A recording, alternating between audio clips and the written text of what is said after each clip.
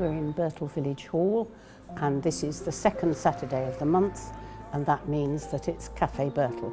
We have such fun. Yeah. We do. And now I call us the triumvirate. We rule together. Café Burtle is an institution, I think you would say, in Burtle, don't you? Yeah, definitely. Yeah. It's been going for how many years now, Maureen? 18 and a bit. Yeah.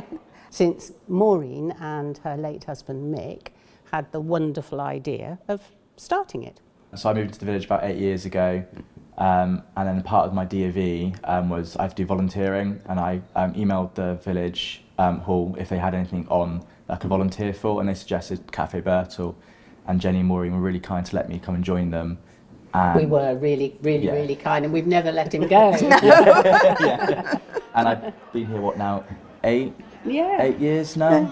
So, and I enjoy every minute of it. I help them out. We help them set And it's tables. wonderful for two little old ladies to have a nice strapping young man to do all the heavy lifting for us. Café Burtle was basically an idea when the shop closed.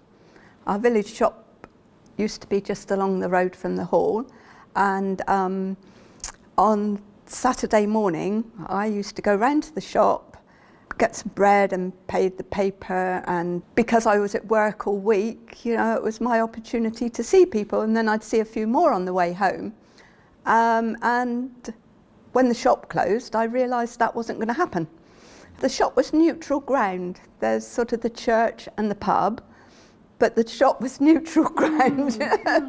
And I thought, oh, that might be an idea. It was selfish, really, because I thought I'm not going to see anybody.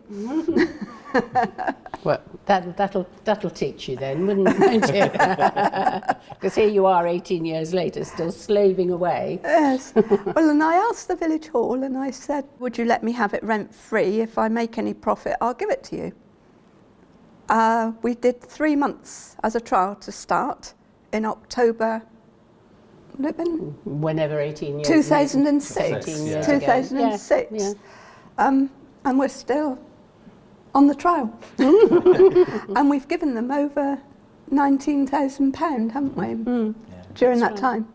It's always amazing. The first time we did it, we couldn't believe how many people turned up.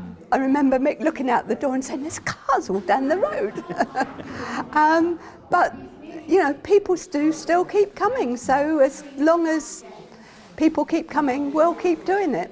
Oh well, so as long as we're still standing. Oh, we've got some customers. It's a lovely community. Everyone's so kind. When we first turned up, everyone was really kind. You know, they came and introduced themselves and made us feel welcome, which I loved. And like, you know, you're walking around the village and there's always someone walking and you always can talk to them, kind of thing.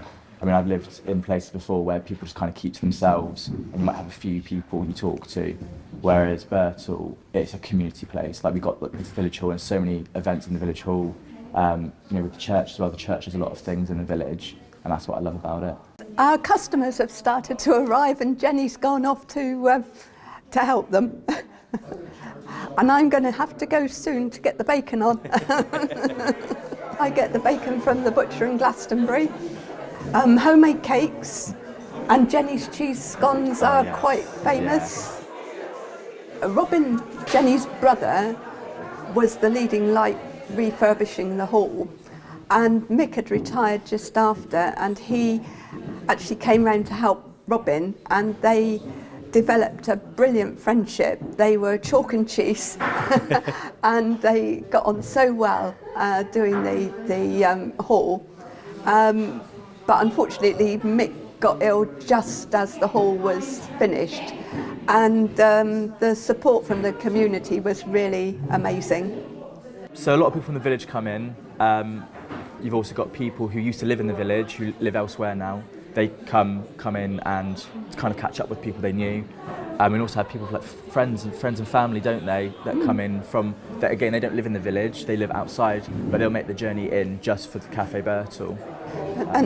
And we've had all sorts of things. We have the police do a beat surgery now and Yes, again. All the police come and do bike marking, security marking. It's just a venue for anyone who wants to come and contact with people in the village. Yeah.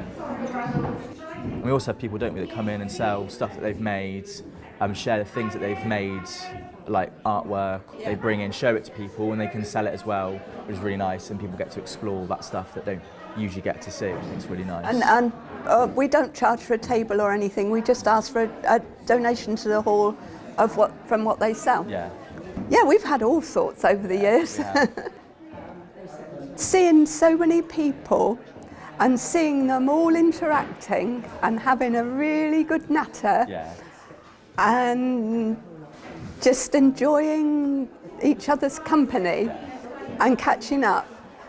And to be honest, Café Burtle is a really busy morning. You have to get up early to get it set up, and it's non-stop while we're here, and then we pack it all away. But you're absolutely buzzing at the end of it. Yeah, it's definitely worthwhile, I think. Yeah. Somebody once said when she came in to the village hall, when Café Burtle was on, she said it was like walking into a turkey shed.